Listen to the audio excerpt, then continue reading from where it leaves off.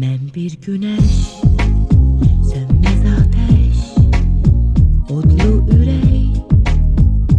Günəşəm mən sizin ay günəm. Məhəbbəti, sədaqəti, gözəlliyi sevirəm çünki mən ay günəm, sizin ay günəm.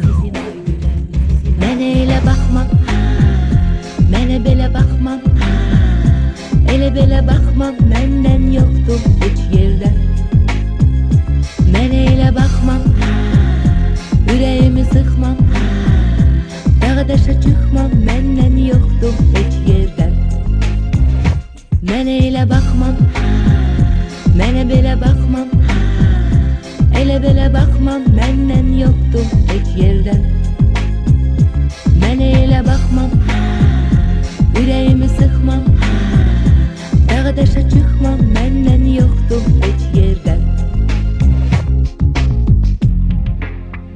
Mənim olsun incə qəlblər, zərif güllər, səmanı dənizi sevirəm mən. Ay var, gün var, sevgi dolu, bir ay gün var.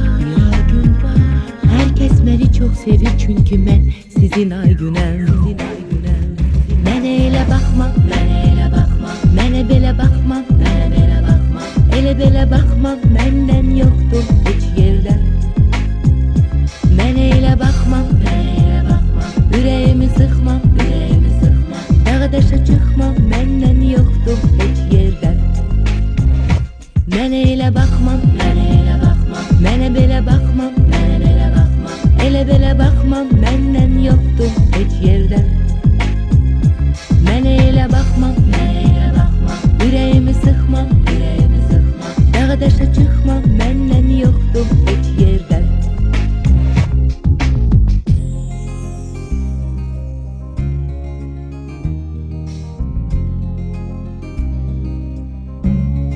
Üzümü çevir.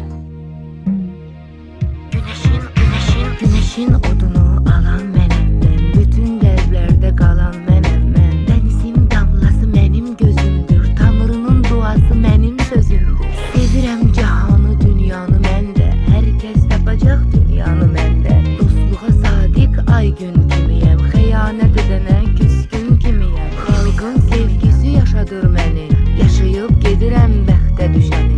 Ay kimi, gün kimi gözəl ay günəm, oxuyum sizin üçün, sizin ay günəm. Mənə elə baxma, mənə belə baxma, elə belə baxma, məndən yoxdur heç yerdə. Mənə elə baxma, ürəyimi sıxma, dağa daşa çıxma, məndən yoxdur heç yerdə. Mənə elə baxma, mənə belə baxma,